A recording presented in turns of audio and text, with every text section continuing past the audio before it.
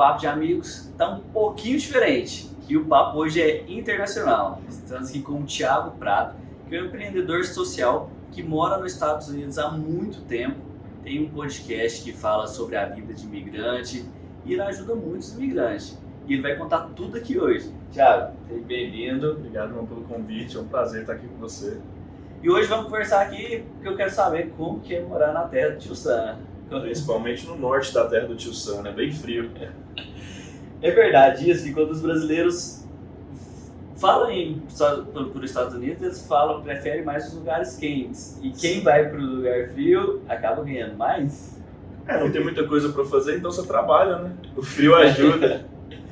Tiago, e como que foi quando você mudou para os Estados Unidos? Isso já tem um tempinho, né? Mas assim, qual que foi a principal boom que você falou assim, nossa, eu realmente não tô mais no Brasil? Cara, na verdade eu não mudei, né? Eu fui carregado. Eu tinha 14 anos. Minha mãe... Não foi opção sua? Não foi opção minha. Minha mãe falou que a gente ia pra Disney, nunca foi, só passando. Eu tinha até um uniformezinho da Disney, da agência de turismo. A gente desceu em Orlando, ficou num hotel muito chureba. E ela me levou pra um lugar super frio, que era Boston. Meu Deus. E aí, eu vim conhecer a Disney, eu já tinha 23 anos de idade. Pouco tempo depois, quase 10 anos. Quase 10 anos depois. Essa foi a história. Então foi assim que você falou, não volto mais pro Brasil. Não, eu voltei, cara, eu odiava aquele lugar. Foi? Foi, aos 16 eu comprei uma passagem com o passaporte de um amigo que parecia comigo. E... Falso? Não foi falso não, eu peguei o passaporte emprestado. O pessoal, eu não modifiquei nada, não recomendo ninguém fazer isso, não altera nada. Eu simplesmente falei, vai que dá certo. E deu. Ele parecia comigo, ele era adulto, eu comprei a passagem com o passaporte dele, passei, aceitaram e vim embora. E aí você ficou aqui quanto tempo nessa primeira vinda sua? Cara, eu tinha 16 anos de idade, não tinha muito juízo, liguei pra minha mãe de São Paulo, acho que eu nunca contei isso em vídeo em primeira vez. Minha mãe, falei, tô em São Paulo, mãe. Falei, sério? Eu falei, sério. E minha avó tinha táxi na época, na Rádio Táxi Bandeirantes. Nossa. E ninguém sabia como que eu tava vindo de São Paulo pra cá. E eu peguei um ônibus, né? Então aí demora. E minha avó avisou os taxistas tudo de Goiânia, o pessoal tava tudo me esperando. E eu todo alegre porque eu tava chegando de volta. Desci na rodoviária antiga, com a malinha, subi na Avenida Goiás. E de repente o taxista parou do meu lado e falou: "Você aqui é o neto da Dona Lenita?" Eu falei, eu mesmo. Sua avó tá te esperando. Então ela colocou os taxistas pra ser um espião pra você chegar. Não, os taxistas funcionam desse jeito, cara. Na hora que você manda uma mensagem, todo mundo sabe. E aí você ficou aqui quanto tempo? Eu fiquei aqui 1 ano. E aí, quando o dinheiro acabou, né, porque eu tinha 16, eu tinha uma mixaria que eu juntei lá trabalhando. E aí o dinheiro acabou, comecei a reclamar, minha mãe falou, não, se vira. Não manda seu passaporte com seu visto, você vai ter que se virar. A minha sorte é que a minha tia é muito boazinha, ela comprou a passagem e falou, não, pode vir. Aí eu voltei. E como que foi a sua volta pra lá? Você já voltou com a cabeça diferente, já querendo trabalhar, conhecer... Cara, eu percebi que quando a gente sai do país, a gente não se adapta mais, né? É uma coisa interessante, você tem um choque às vezes. E principalmente quando você volta despreparado. Uhum. Eu era um moleque, homem, 16 anos de idade, tinha muita coisa na cabeça.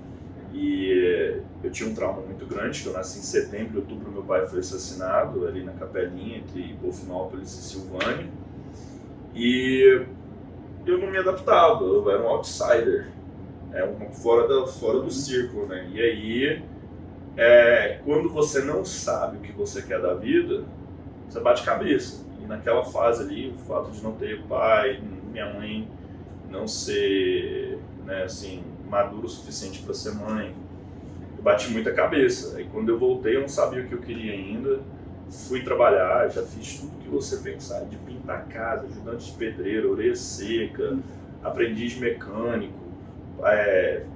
lavei prato, limpei mesa, servi mesa, virei mixologist, fazia cachaça, trabalhei em bar. Foi tudo mesmo. Não, café. E qual que é a minha pegada que eu falo pra muita gente? O segredo da vida é descobrir o que você não quer fazer. Isso eu sei.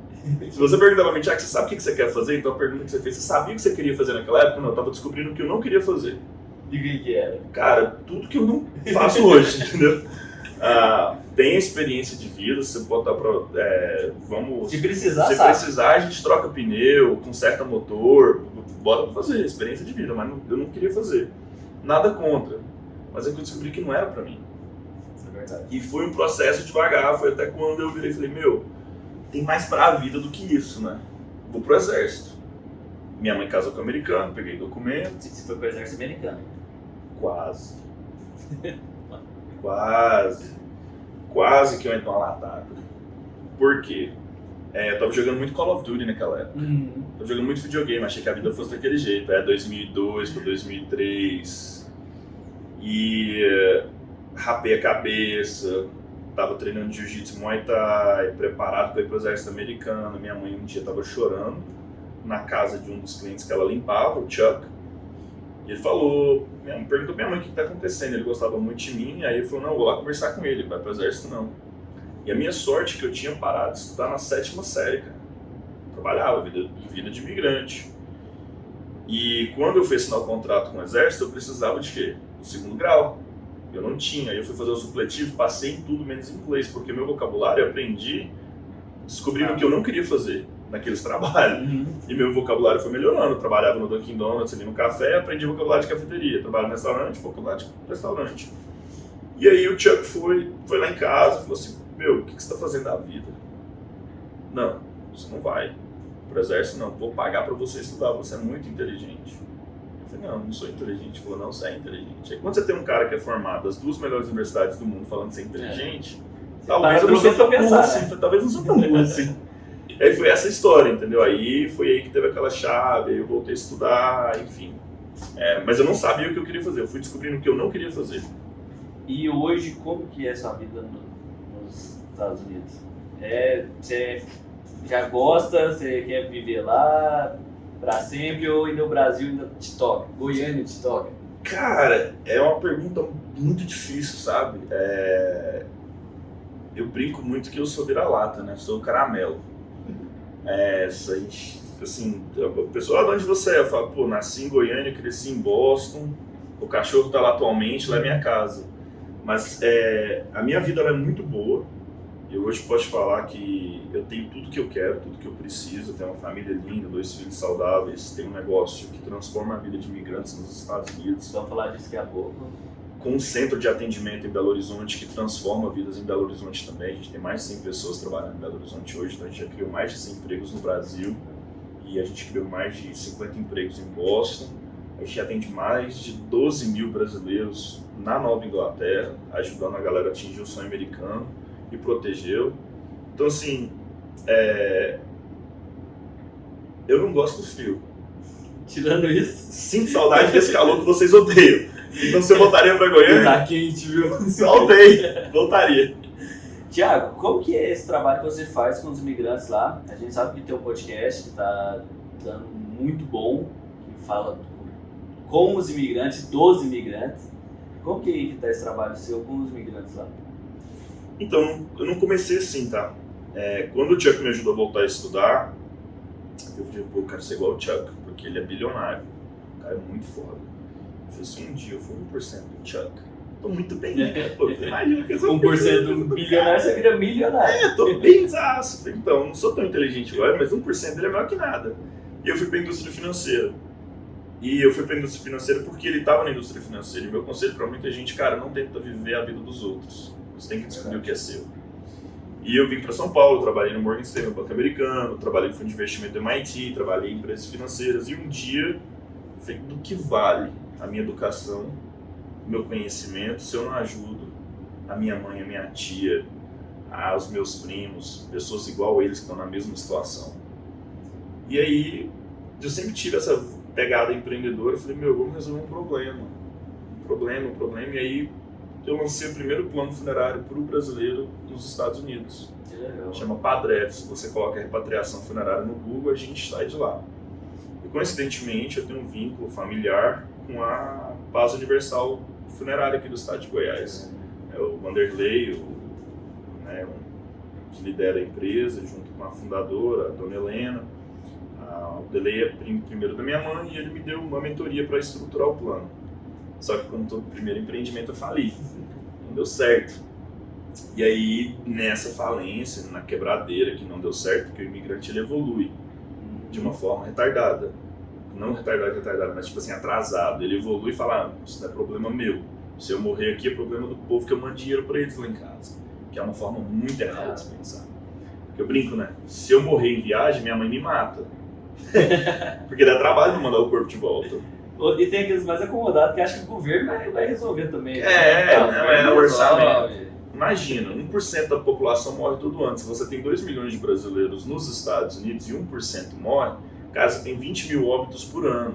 Divide por 365 dias, eu e você tá conversando aqui agora, facilmente tem literalmente 40 óbitos e 400 pessoas tentando resolver esse problema de transporte funerário. E aí, então, respondendo a sua pergunta, cara, a minha paixão por ajudar a população me fez buscar problemas que eu poderia fazer a diferença, mas gerar lucro. Porque eu acho que as duas coisas não precisam ser independentes uma da outra. Com certeza. Tem como você ter lucro e fazer a diferença? Cara, eu acho que essa é a ideia da nossa geração hoje. E não é o errado isso, né? Você querer, você tá ajudando a pessoa, ela vai ser ajudada e ela tá retribuindo a forma, né? Sem dúvida. Olha isso aqui, né? Você paga quanto por isso? E aí tem um telefone que faz a mesma coisa. Mas ele te entrega o quê? Ele te entrega uma conexão mais rápida, uma experiência melhor, uma câmera melhor e, enfim, eles têm uma margem de lucro maior. E acho que é isso. Então, assim, eu brinco muito, né? Qual que é a pior empresa de ônibus rodoviário que tem? Tipo, aquela que leva o povão mesmo. Aqui em Goiás, quando se fala assim, aquela empresa, assim, do povão. O eixo Anguera tá bem ruim. Não, mas pra gente levar daqui pra, vamos supor, pro Tocantins. Ou daqui quando viagem rodoviária. Tem muito tempo que eu não viajo. Pois é. Avião é difícil de falar porque ela está quase que equilibrada, mas hoje a Gol é uma das piores que tem, né? Isso é verdade. Então assim, mas o avião tá cheio. Sim. E a Latam é uma das melhores que tem, e o avião tá cheio também. Mas como pode isso? Bem, você tem consumidor que está preocupado com a experiência e tem consumidor que está preocupado com o preço. Isso é verdade. E foi o que eu descobri. Eu falei, ok, quem quer uma experiência positiva, que vai ter um atendimento de qualidade, a gente não vai ser a empresa mais barata, a gente vai resolver o seu problema, a gente vai te dar um atendimento de qualidade, a gente vai ter um preço justo, não é? Mas a gente vai te dar uma experiência que você não consegue lá fora na sua língua nativa. E Thiago, a gente viu também que você participou de um projeto para habilitações para os imigrantes. Sim. Como que funciona isso? E é só para brasileiro? Ou vocês tentam, ou vocês ajudam todo tipo de imigrante? Porque a gente vê que também os Estados Unidos está cheio de latinos, né? 62 milhões só. Então, 20% assim, da população. Eles também é o público de vocês? Sim. Meu modelo de negócio é esse. Como que funciona? Hoje nos Estados Unidos os latinos são 62 milhões de pessoas, 20% da população, 3 trilhões de dólares de GDP, de PIB. Se os latinos fossem um país, a gente era 2 vezes o Brasil, maior que a França. Não. É muita gente. E não é só mão de obra, né? O pessoal tem aquele a mão de obra ali das classes mais baixas que não querem fazer o serviço, e hoje em dia mudou totalmente, né? 65% dos latinos que estão nos Estados Unidos nasceram lá. Então 35% é indocumentado, igual eu que foi para lá e teve cidadania, mas 65% é igual meu sócio, nasceu lá e mora hoje no Brasil. Então é incrível. Então assim, é uma panela de doce. E o doce tá mexendo. E como que é essa questão da habilitação? Como foi esse projeto? E como que vocês auxiliam esses imigrantes? Eu simplesmente caí de paraquedas na hora certa. Acho que a gente tem que ser justo com o que acontece. A gente tem que... tem 10 anos que a gente promove esse projeto.